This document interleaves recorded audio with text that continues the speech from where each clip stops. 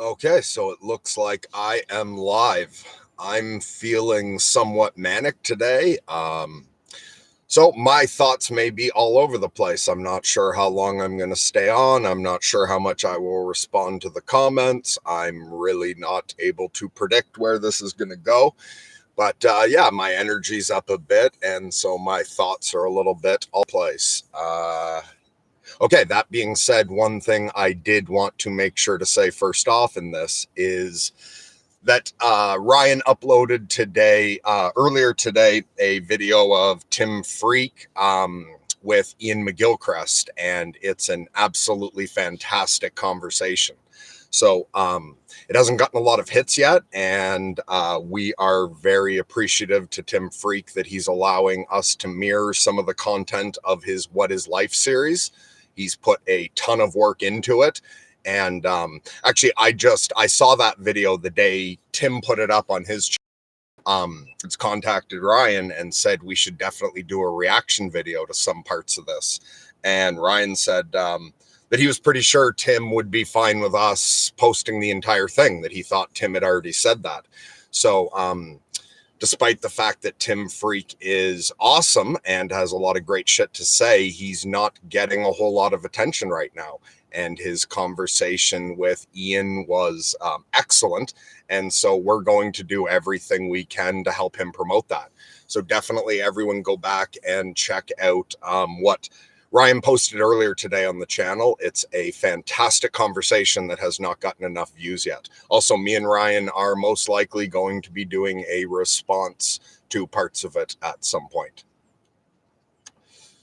Yeah, and I think that was the only thing I needed to remember to actually say for this. So it's a gorgeous day here today. I was feeling pretty good in the moment and figured I would come outside and share the Quebec sunset with you guys. I'm not sure. Yeah, we're not too long till the sun's setting. So if anyone has anything they'd like to say, I see there are a couple people now. If nobody really feels like talking much, then maybe this video is nothing more than a promotion for the previous video. On the other hand, I have time to hang out for a little while if anyone has anything they want to talk about. So, is anyone here have anything they want to say?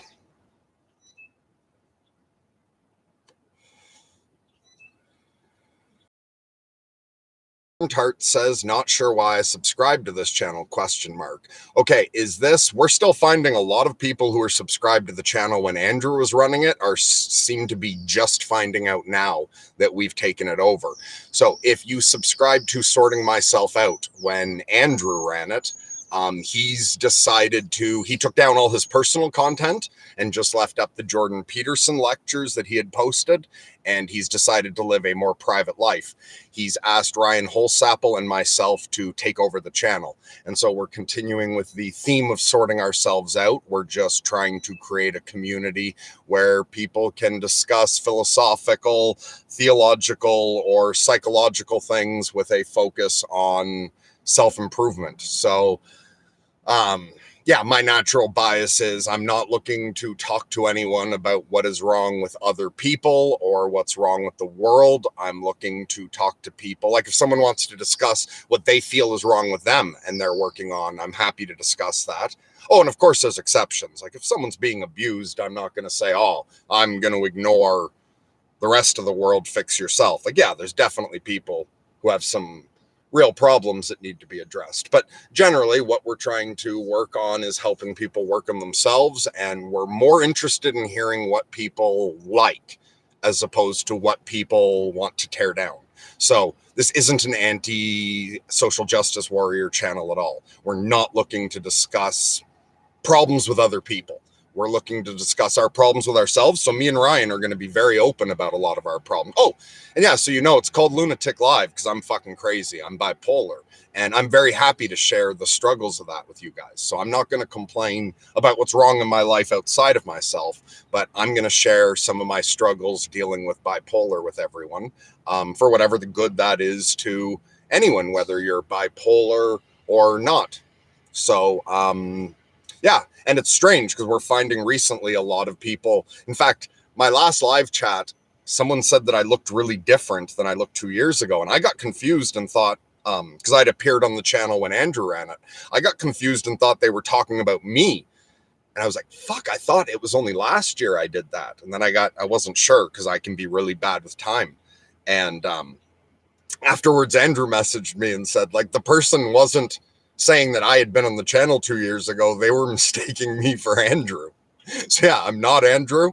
And that's kind of racist to just say all Canadians look the same. So no, I'm just totally kidding. But yeah, I was very surprised someone mistook me for Andrew. They hadn't seen him in quite a while. But yeah, apparently a lot of his subscribers still haven't noticed the changeover. So if you want to stick around and you don't like this Lunatic Live shit, Ryan does a bunch of content on his own that's very high quality and sort of professional. And me and Ryan do stuff together. Also, one thing we're doing that Andrew wasn't doing is like we're having audience members on, like community members. So we have people. So if you yourself have ever done self-authoring, or if you have something great you want to come on and talk to us about, anyone can write to sortingmyselfout0@gmail.com. And Ryan has that posted all over the place under most videos and in the about section. So there, that explains who the fuck I am. Yeah, so I'm Mercury Black. And for anyone else who's just coming across this, yeah, I was that lunatic Andrew had on a few times, and he felt that me and Ryan would work well together. He didn't want to just abandon the community because he'd started something really good and he just didn't want to continue it himself. So I think that is dealt with. Does anyone else have anything they would like to discuss while we're waiting for the sun to drop? If not, maybe I will just find something random to talk about. I'm going to take a minute to see if anyone wants to reply.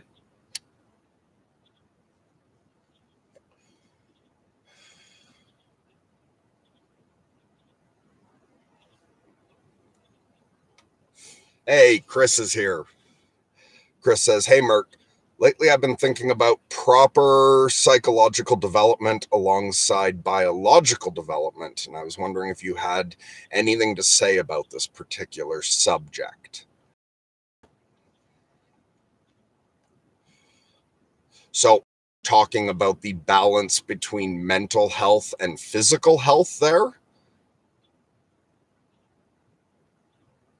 Like for you from an evolutionary perspective, how psychological development has evolved alongside biological development. And so if it's about the like the personal, the self, and it comes to the psychological versus the physical, I am much more focused on the psychological, and I'm also much more focused on the magical and the metaphysical as well. So I'm not someone to go to for advice on diet or medication. Like, I understand exercise is great. I try to get myself to exercise as much as I can. But there's plenty of periods during my depression where I go 6 months barely moving at all. And I know food has, all these profound effects on us and everything. I just don't know much about that at all. Yeah, so I am much more in my head than I am taking good care of myself, health-wise. Okay, you've followed up. I would say more along the lines of human beings never developing into their full potential, i.e. the eternal man-child, the man who is only biologically, but physiologically remains a child. Okay, excellent. I get the angle you're going with there. Yeah, absolutely. Psychological development and biological development, while they influence, like there's definitely an influence on the psychological development from the biological.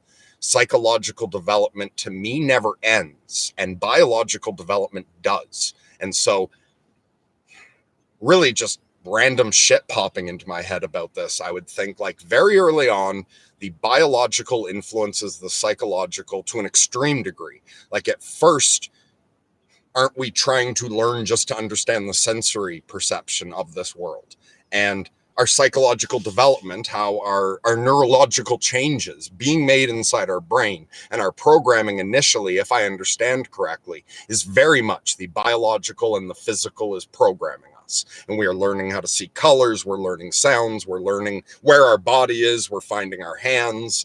And so I would say it seems to me like initially the majority of your psychological development is entirely driven by the biological, but that the older you get, the more those two diverge.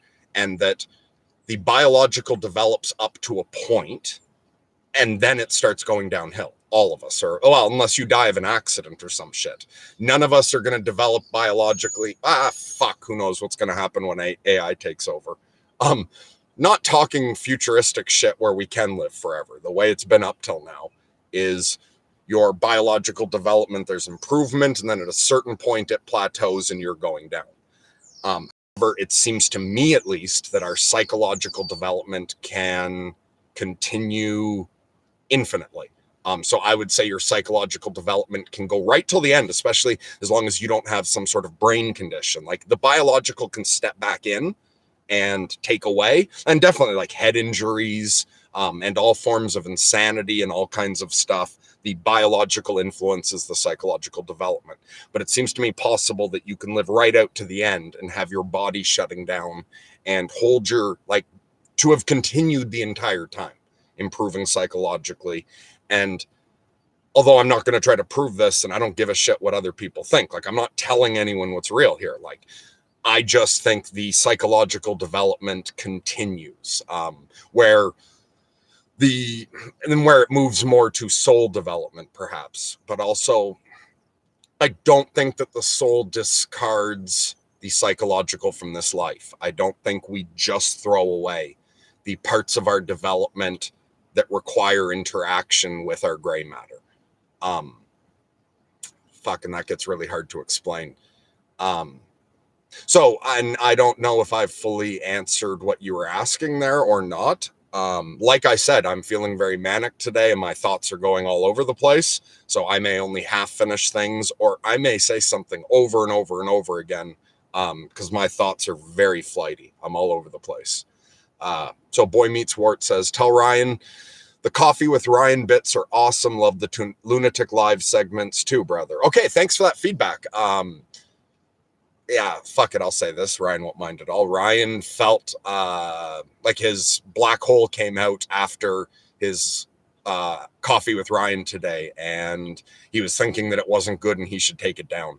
And then I told him, like, I thought it was great and that it was just his black hole that was out and he was feeling sensitive. But we appreciate that feedback, because Ryan and I sometimes discuss how much we should be going on live or not. And while there's that, for the sake of the algorithm and traditional success with a YouTube channel, the idea that your content should be as consistent as possible and stay on target on one thing, do the same kind of videos, keep the quality even so that people are watching every single one.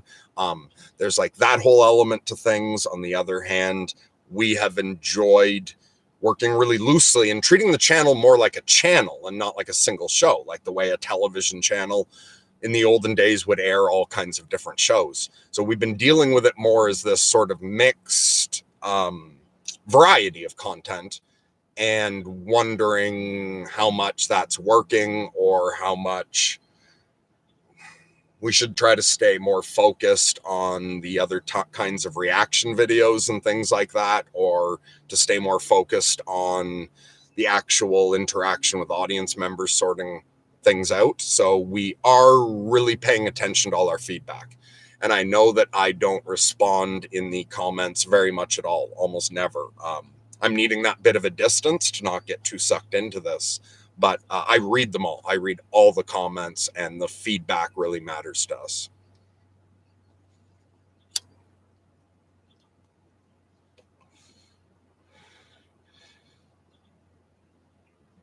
All right. So Chris says, spot on, Merc. Great insight. Thanks. I'm glad you got something out of that. Boy Meets Wart says, Thought it was great. The trolls were strong today for whatever reason. Okay, right. So back to Coffee with Ryan. Yeah, people were wanting to bring up like the problems with Jordan Peterson. And so for anyone wondering, I've listened to a bunch of Owen Benjamin and Vox Day. Potato keeps recommending the same video. I'm forgetting the title of it, about Jordan Peterson dismantled or something. I have watched all of that. I'm not like naive or in the dark about anything, but I'm really not interested in discussing the problems with Peterson. I'm more interested, like if someone doesn't like Peterson, I'm more interested to hear about what they do like than why they don't like Peterson. Although it's not that I want to remain blind of criticism, just I have heard the general criticisms about Peterson and I still like Peterson. So I'm not interested in debating that. I'm not forcing it on anyone. But rather than hearing why something sucks, I would like to hear why something else is great. And yeah, Ryan struggled with that a bit, I think, in the stream, because he was wanting to focus on gratitude and people were bringing up political things or stuff like that. And afterwards, I told him I think me and him are fine to ignore that if we're not in the mood for it. Like, if I come on and I'm really depressed, I'm just going to talk about the depression. And if people bring up things that I want to talk about in other moods, but not while depressed, I feel I can just say that. Like, hey, I don't like, there might even be a day where I'm really upset and I don't want to talk about Peterson at all, even if it's good. So that if someone comes on commenting about some great thing Peterson said, but that it's unrelated to what I'm going through, I think we're free to just skip that. Fuck. Yeah, my thoughts are all over the place. Let's see what anyone else has said. Chris says, same here, boy meets wart. I also enjoy these spontaneous live sessions. I would suggest putting up a notification maybe a day prior. I suggest this because sometimes I miss them and others may also. Okay, Ryan may do that. I'm only doing that with full moons right now. And yeah, so here's some feedback of how, because I've been observing how doing the channel's affecting me. Like, this is me pushing myself way the fuck out of my comfort zone to step into this. Where's I going with that? Notifications. Okay. I have noticed that anytime something's scheduled, it stresses me the fuck out. And doing the Lunatic lives on the full moons, those ones the entire day up till midnight, I've been stressed out because I know the day's got to go okay so that I don't crash and can't go on at midnight. I've found my days before the full moons. What have I done? Just 2 of them so far scheduled. So far, the day has been extremely stressful all the way up to it. And I'm going to keep pushing with that because I want to get past it. But doing any more scheduled live shit would be too hard on me right now. And just the amount of scheduled conversations is a big stress on me as well. And those are easier when it's me and Ryan. Although Ryan's going to be busy for the next couple weeks. So some callers may be talking to me, just me. But anyway, I find the scheduling part of it really fucking brutal. However, doing this was easy. When I go on live spontaneously, because I feel like going live and I have the time, and I always, before I go live, I check with my wife and make sure her and the kids are doing good and that they don't need me for the next however long, and popping on live's much easier. I'm in fact really surprised because I pushed myself way the fuck out here with this. I'm surprised how comfortable I am right now, for instance, with this going up live on YouTube. But this feels like my own little world inside the bubble. This feels oddly delusional. This doesn't feel real to me, especially when I just go on randomly when I'm in the mood to. So that's why mine are totally random. So Chris says, I felt the same way when I came on for our talk the other week. No worries. I think what you're doing is great regardless. Okay, thanks a lot. And yeah, and then also I am going to try as much as I can, like unless I get a major problem psychologically and can't handle a full moon, I'm going to try to stick with the full moons at midnight Eastern Standard Time. So that's the one scheduled one I'm trying to stick to. Other than that, I think it will be pretty random. And now that the weather's changed, because I'm a very different person summer and winter, I think like so far in the winter, the hibernating me, the corpse of me that spends the winter in a very low mood was coming on only very late at night, I believe. Summer me might end up coming on during the afternoon a lot. I love sitting outside when it's hot and sunny and just thinking or spending time with nature or various things like that. So I don't know yet. I may pop on a fair amount in the afternoons or sunsets even over the summer. And overall, doing the channel's been a huge stress. And I've noticed it's delayed my summer mania. Like I said, I'm feeling fairly manic right now. My thoughts are racing.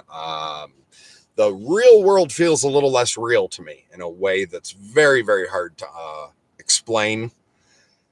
And I think this is the most manic I have been like while doing the channel. But what I notice is usually this year I've been this way for over a month. And I will go up and down a bit in the spring, but usually the way I'm feeling now, I would have felt a month ago.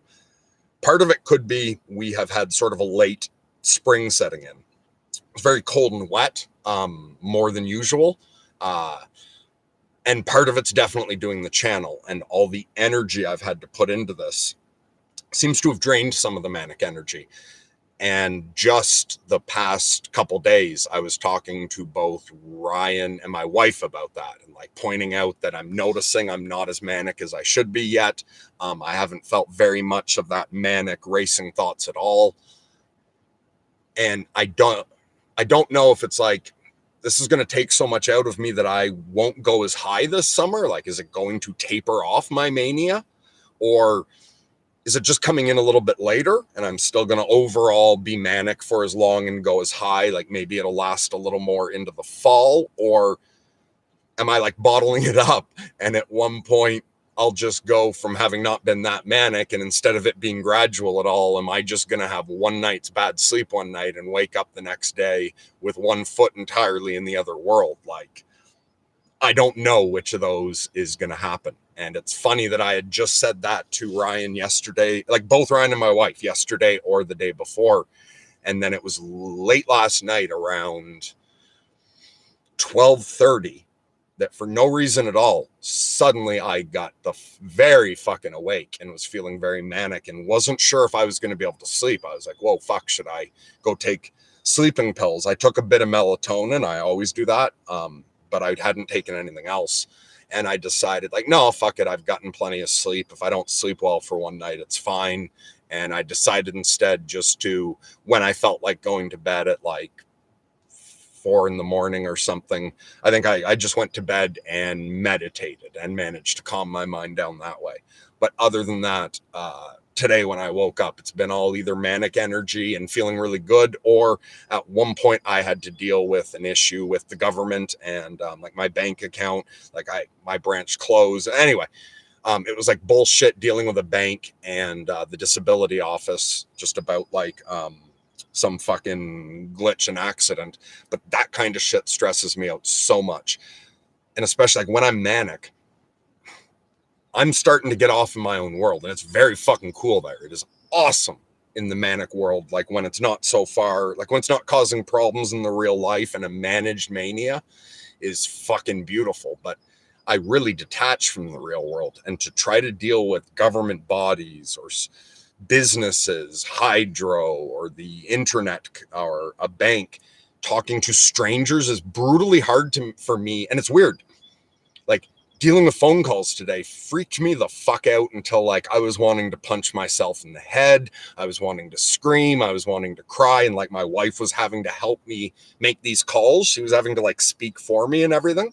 And it was freaking me the fuck out because I wasn't talking to a human being. I'm talking to a part of the system.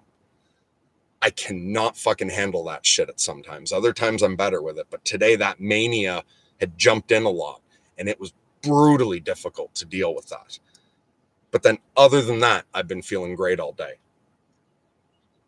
But like this, where I have no idea why the fuck I started talking about any of that. My thoughts are just all over the place right now. And if anyone finds this annoying, summer's not that long in Canada. Give it 4 months and I will be back to that guy you were dealing with in the winter if you like him better. Boy Meets Hort says, love your conversation with Nolan on the Batman comics. Have you seen the trailer for the new Joker movie? So awesome. Thank you for bringing that up. Because like I said at the beginning about the video we posted with Tim Freak, I think that video is like awesome and it's not getting enough views. I loved our talk with Nolan as well. And I could be wrong, but I think that's like an awesome conversation that a lot of people would enjoy. So I don't know why it has so many views, but I'm glad you liked it because I loved that conversation with Nolan as well. And yes, I saw the ad for the new Joker movie and I fucking loved it. Looks fantastic. I love the way they're making it like gritty and real and taking off sort of the cartoony aspect of it. Also, what the Joker wrote down at one point, I thought was just like brutally true. At one point, you see really quickly that the Joker's writing shit. And he writes something like, the worst thing about having a mental illness is people expect you to behave as if you don't. And I actually thought about that for a few hours that night after I saw the trailer. And I connected it to Shamans Among Us, the book by Joseph Polmeny or something like that. I'm not sure. I don't remember the last name. But anyway, that book was fucking awesome.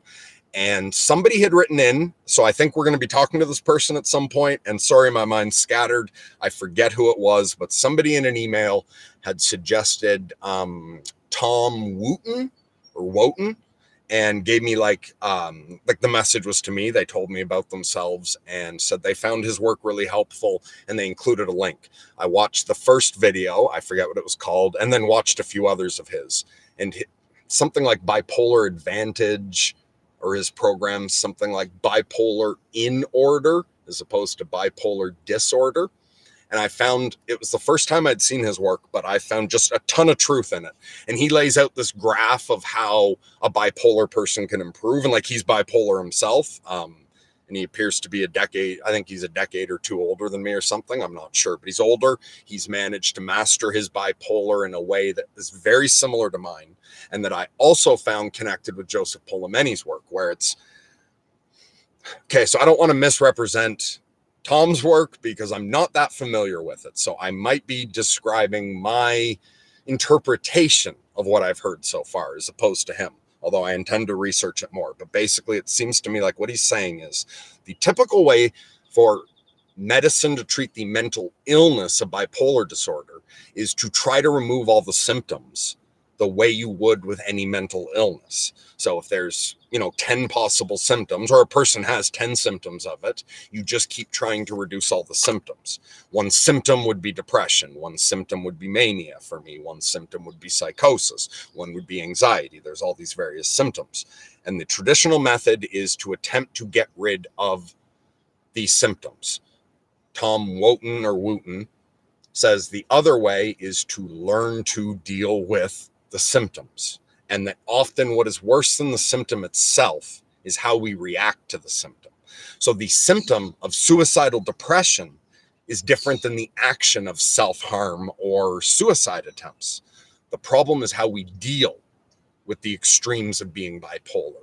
Not that we should try to get rid of that aspect of our experience of life. And I thought again, and so again, you can see the worst thing about having a mental illness is having to act like you don't have one, having to pretend that you don't have those symptoms, having to pretend that you live in the same fucking world as everyone else. Because I don't live in the same fucking world you do. I don't experience life the way you do. Well, some of you, I don't know who right now I'm talking to. Some of you have experienced things very similar to me, but very few. And if each of us who've gone that far, each of our psychoses are like fucking snowflakes. They're unique. And I have integrated my insanity into my way of life. I have not tried to get rid of what we call my insanity. This is also similar to like in Joseph Polomeny's book. It seems that if you take the more traditional model of dealing with someone schizophrenic or bipolar with psychosis, and you train them to be a shaman instead, you're not trying to get rid of their symptoms. You're learning how to manage and even profit from their symptoms. And both of these guys' work, I find, connect very well. So And I did ask Ryan, I don't know if he'll get around to it, and I don't feel up to doing it myself, but I am going to try to get Ryan to reach out to both of those guys individually. I'd like to talk to both of them one-on-one. And then if those were to both go well, I would like to talk to them both together, because I see the connection between their work, even though Polemeni's focusing on the evolutionary aspect of schizophrenia specific, like mostly schizophrenia and shamanism in the beginning of religion. And Tom Wooten, I haven't heard him get into anything about shamanism. I don't know if he does, but his is the same fucking thing. It's like, you don't try to get rid of the symptoms. You try to figure out, okay, this individual's very different from the average individual. They're going to need to live differently. They're going to have different things to offer, and they're going to have some things that they can't offer that the average person can. And I find all of that just really nicely is encapsulated in the worst thing about having a mental illness is having to act as though you don't. And so that line combined with the acting, I'm forgetting his name, fucking something Phoenix. He looks so great as Joker, the down-to-earth realism of it. I'm really looking forward to that movie. So Grizz calling me the son of a monkey, which is true. Well, more, I'm a son of an 8, but Grizz is late. So do we have to start over, Grizz? Or are you going to rewind this? So Cal Ray says, talking about mania and these different states of mind has helped me realize and consider my ups and downs much more, or how reactive I am. I have tuned in more than a few streams and always can relate. Okay, great. Hey, that's awesome to hear from you. So talking about mania has helped you with your ups and downs. So are you bipolar as well? Although, like, I don't restrict myself, obviously, to the clinical idea of bipolar.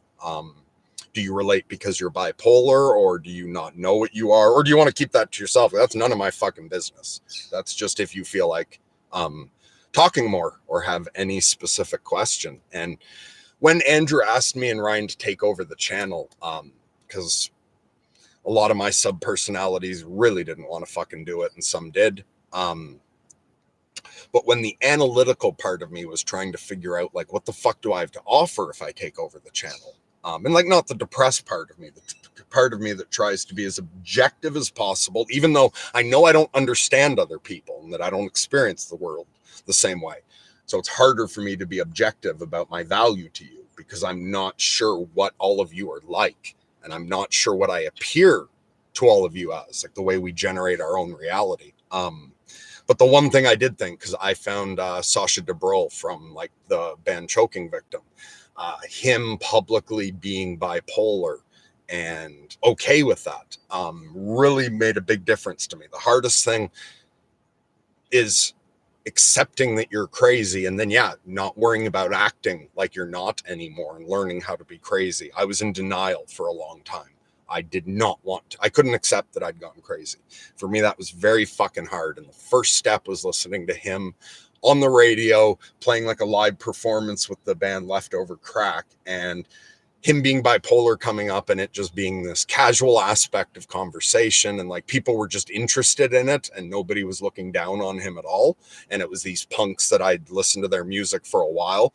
So that really had a huge impact on me. And I was like, all right, fuck it. If Sasha can be bipolar and he's fine with that, I'm going to stop trying to go back to normal and stop running away in my mind from the fact that I'm crazy, and just try to be the best crazy person I can be.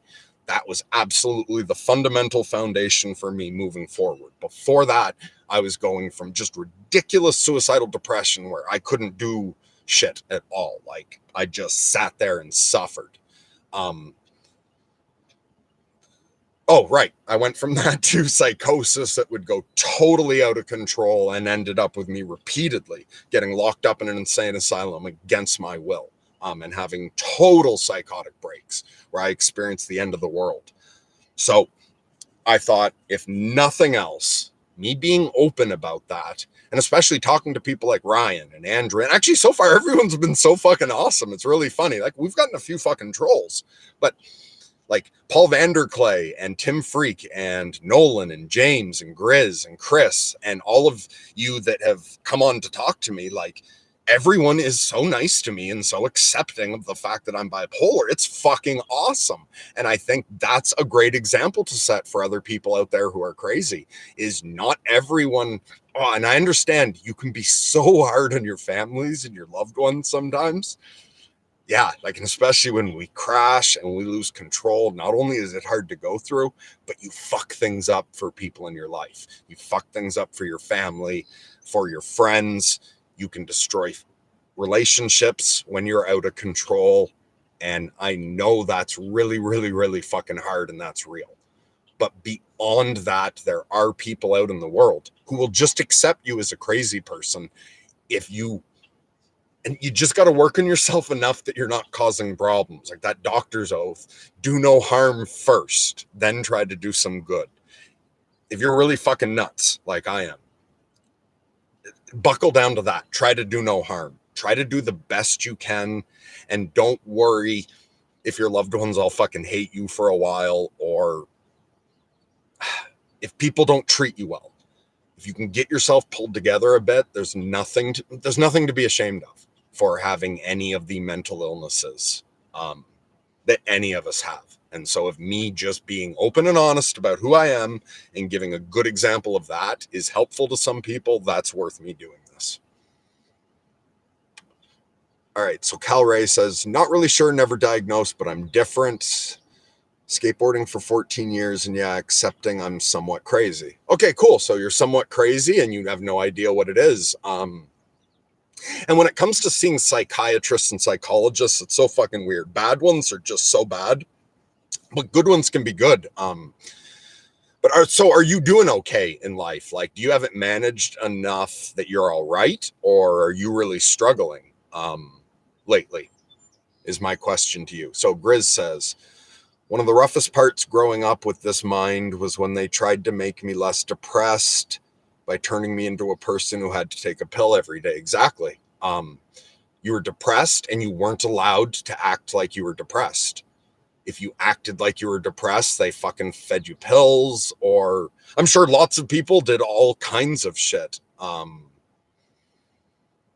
When you acted depressed, told you to get out of it, or some people even would then be like, you're a fucking drain, nobody likes hanging out with Eeyore sometimes. So people can be abusive sometimes towards people with depression because they get sick of it and they don't like that emotional drain. For me, when I'm depressed, it's easier if I can admit that I'm depressed and be depressed and do the best I can while I'm depressed.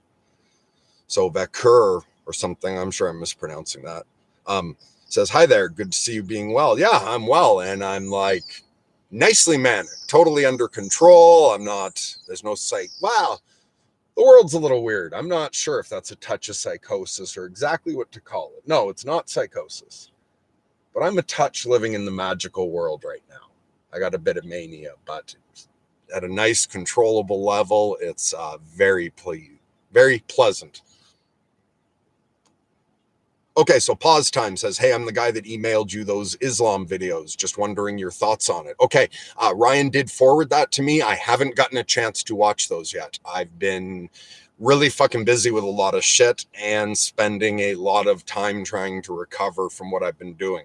So I want to watch those videos when I'm in the right mindset, and I will actually be able to process it well. So I've been really busy and I haven't yet had that little chunk of time to jump into that, but I'm definitely interested. We appreciate the feedback. I believe we're going to be talking. I might be getting confused, but we may be talking sometime soon as a follow-up. So yeah, I will definitely, if you are going to come on and talk to us at some point, I forget if that's being arranged with Ryan or not. I will definitely watch those videos that you sent before we talk. I just haven't gotten around to it yet, but I really appreciate that feedback, and other people who've given feedback. We've really appreciated it all. Some people have sent links that I found interesting.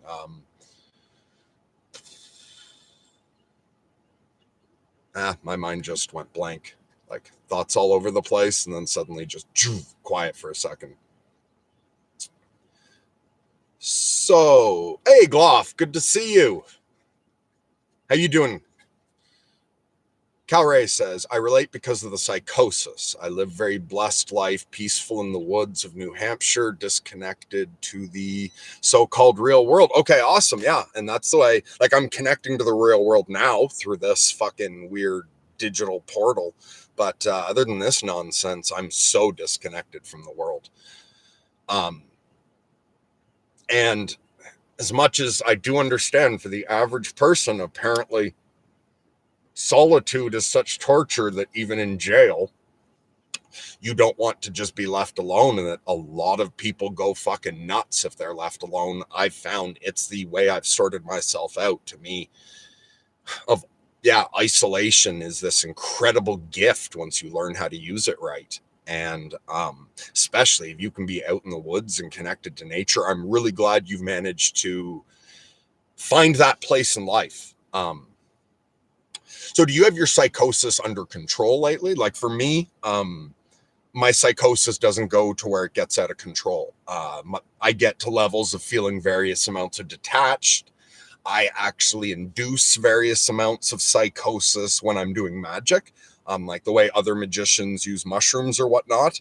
I use my psychosis to achieve an altered state, which I can do intentionally now and pull back on. And I will begin experiencing aspects of psychosis under extreme stress, and if I lose too many days sleep. But if that happens, I know how to deal with it now. I haven't 2009 was the last time I was locked up. Since then, I've come close a few times to going in to ask for one of those fucking zombie drugs like Zyprexa or Seroquel or whatever, because like for me, going into the fucking mental hospital is just like torture. I'm fucking phobic of the hospital. My worst nightmares are getting locked up, not being killed at all. I had a dream where when I died in the dream, it was the relief because they accidentally killed me trying to take me away. I'm terrified of getting locked up.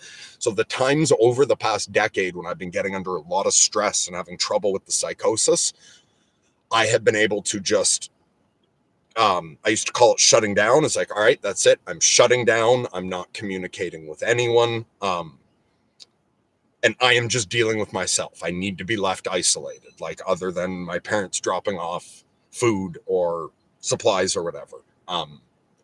And the times when I've shut down and was trying to deal with it and it was getting borderline, I got to the point where I've given myself a week before, where I'm like, if I can't get this under control in a week, I'm going to go to the psychiatrist, because if I have to take these fucking zombie drugs to get knocked down out of my psychosis, I would rather be taking it at home. And my parents and my wife have said, and there's been times over the past decade where I've been stressed to the point where I was like, okay, I'm just going to I'd set a deadline. If I can't get under control by this, I'm going to have to go get these drugs.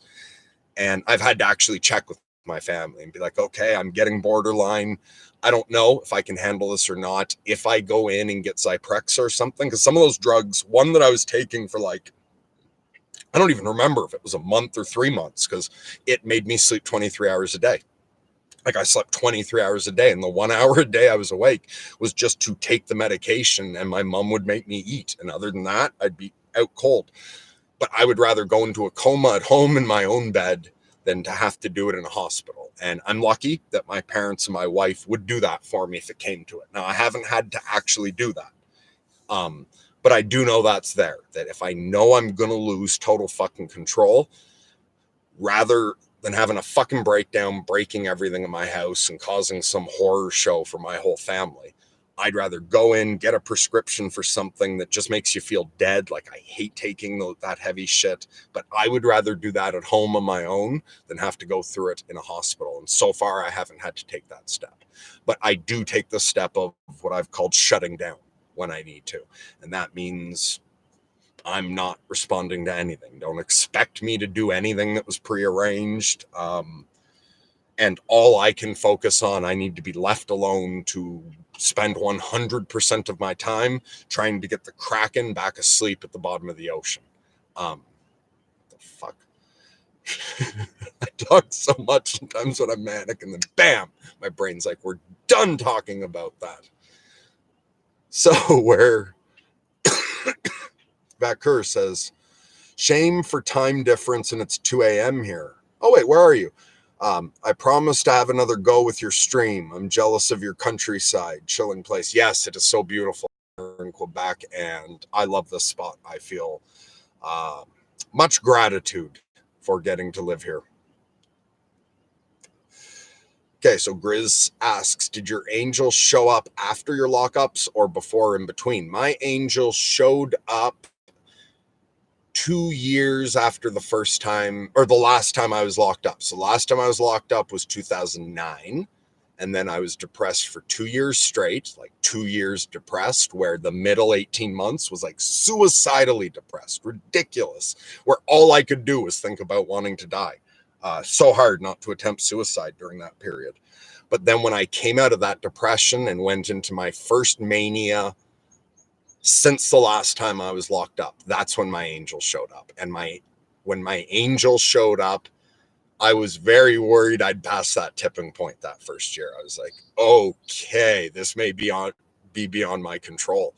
But the angel like stuck around, and I managed to hold it together. And instead of before my mania would go, I think it could go a year, maybe. My mania would go like 9 or 10 months of just getting worse and worse and worse until I was like locked up. And it's like, if I hadn't been locked up in 2009, I would have killed myself. Like I would have just kept running around, not eating, not sleeping until I was dead. I needed to be locked up. So I was worried I was past that tipping point, but instead that was the first year where my mania started calming down in the fall. So my angel showed up, I believe it was in August of 2011.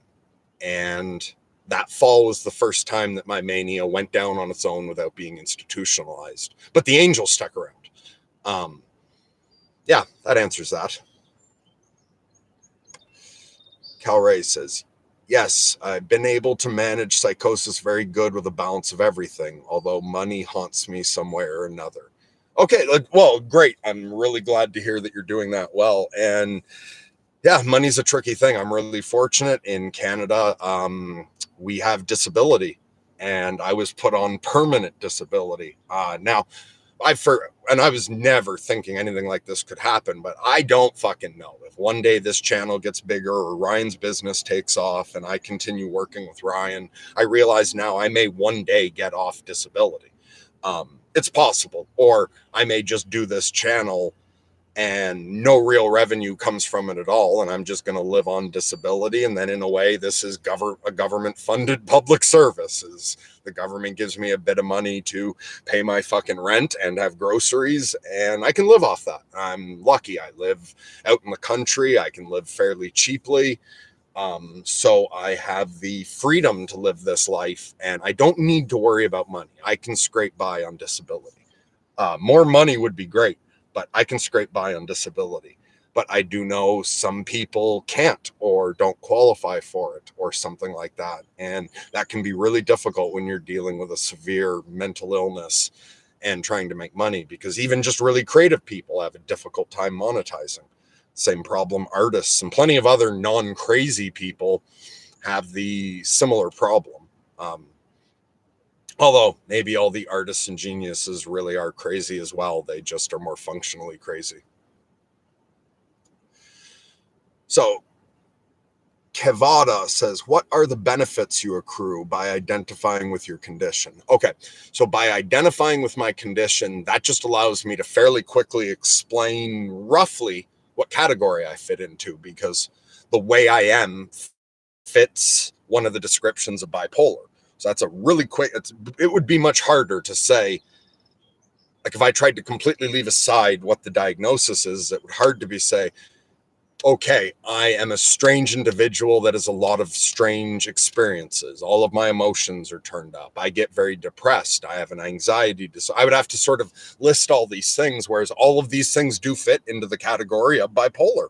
And so it's easy for me to say to somebody that, yeah, I'm bipolar, and then I am free, like, to go back to the wisdom of the Joker on this channel. Apparently, the Joker, alongside Jordan Peterson, is somebody I'm going to be quoting a lot.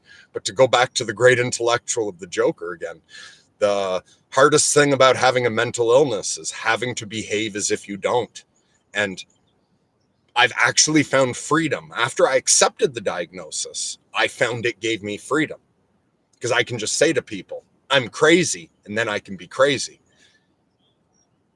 Otherwise, I don't know the other easy way of explaining why I'm so strange. So that's why I use the term bipolar, but it doesn't limit me. Like, I'm not sure exactly what bipolar means. Is this somehow some sort of fucking magical power? Is this the calling of the shaman? Is the realm of thought something real? Is there a god? Do I have a soul? And is all of this connection to the reality of the myth that we have abandoned as we've moved into the Enlightenment and the scientific method? Am I connecting to what is real behind the myth? Or am I just delusional and there is no God and there is no soul and this is just bad wiring in a meat machine that's programmed by biology and DNA? And am I just a killer robot, as Brett Weinstein would say, that I'm just a killer robot programmed by my DNA to wipe out other variations of human DNA and try to propagate my own? So I don't know the metaphysical reality behind the world. I'm experimenting and trying to figure out what the world is. And so I don't know exactly what bipolar is, but apparently I'm bipolar. Also, I don't know exactly what the fuck God is, but I think there's a God, and I don't know what the fuck exactly is going to happen after I die, but I'm pretty sure it's something. So I don't limit myself in any of those ways by using the term bipolar whatsoever.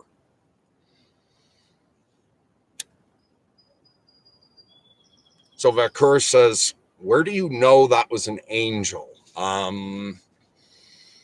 Fuck, I don't know how to explain that I know it was an angel, except that it felt like an angel and said it was an angel and acts like an angel. And I just don't feel, nothing is clicking in my head to be like, here's a good way to explain it.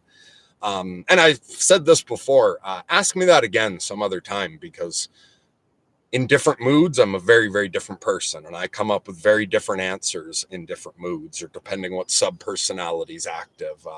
Yeah, I'm a fucking lunatic, so you'll get a certain amount of variety out of me at different times. So, or like the 8-Ball says, try again later. So Kavada says, before Pinocchio gets taken away to Pleasure Island, the fox convinces him that he's sick and needs a vacation. Yeah, absolutely. I agree with that. And I think probably I've already answered most of that when I said that. So, for instance, I'd said earlier that I've just come across that Tom Wooten guy, and his idea is that it's not bipolar disorder, that properly managed, you can have bipolar in order. And I haven't gotten into his work much yet. Someone sent that in, but I think that's fantastic. And absolutely, I'm not limiting myself to the definition of mental illness. Just, I'm also not going to argue with someone else who defines me as mentally ill. I don't give a fuck how other people define it. So if someone else who lives in the real world, somebody like some sort of new atheist who just doesn't believe in any of that fucking nonsense, and their opinion is anyone like me is mentally ill, then like, sure, I'm mentally ill. And I don't, if that's how they define all the people like me, then sure, yeah, I'm mentally ill. And I don't need to accept, though, their idea of what these mentally ill people are. But I'm not going to argue with anyone else what it is. I don't give a fuck whether other people see me as a useless, crazy person or somebody worth listening to. That's totally up to them. And I really don't want to bother anyone who doesn't like me. I'm not trying to push myself in anyone's face. I'm hoping the only people who watch Lunatic Live are people who get something out of it.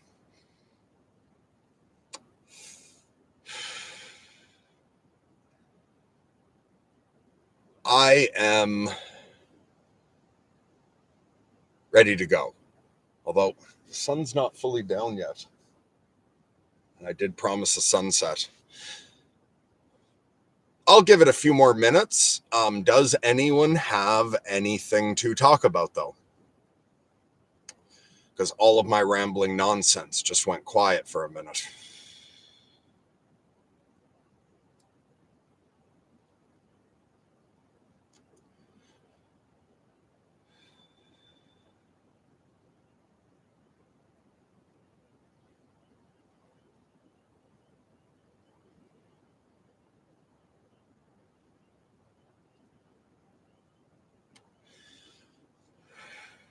Okay, everyone else is... Oh, Grizz has something. Okay. When did I start magic? Okay, that's a weird thing to try to define the edge of. Because although I didn't use the word magic, and like the old me before 3 years ago, fuck, I'm really bad at time. Maybe before 3 years ago, I always thought of the word magic as very silly. So when I was dealing with the metaphysical, I was being more spiritual or searching for enlightenment. I was exploring religion, and I was exploring like myself, and I was exploring that reality as though it was real in some ways, but I didn't use the term magic at all, and I did not look into specifically magic. Even if I got listening to something about... I was interested in the old wisdom traditions, and I would sometimes be interested in the philosophy of people involved with magic, but I was never interested in the magic side. Yet I was interacting with the metaphysical. I was talking to an angel. So I'm not sure where to draw the line, but it was like 3 years ago or something, where I accidentally called myself a magician within my own meditation. And yeah, I don't think I feel like going into fully why, but I called myself a magician for a psychological purpose temporarily, like while talking to my angel, and then found that magic took over my life. And suddenly the word magic with a K was like, okay, oh shit, this is what we're talking about. All right, yeah, that's real. And from that point forward, that provided a sort of organizing principle that allowed me to incorporate every other thing I had been into up to that point, because it's so all over the place, what can be magic. And so I developed my own form of lunatic magic, but it was only a few years ago that I thought of it as magic. However, I've been doing this from the beginning. Also, when I would listen... Oh, one thing I got really into at one point after a lot of time of solitude was looking up the pre-requirements for joining ancient wisdom traditions. Or also I listened to some about magic traditions, and listening to like the ones where you had to go live in the community for 5 years, honestly, and hardworking, and they were going to interview the community, and everyone needed to know... Like they needed to know that you'd been honest for years. You had to take like a vow of honesty and a vow of morality. And I got someone pulling in. So I got to go talk to someone. We got at least most of the sunset in. And I will talk to you again at some point randomly. Bye. Love you all.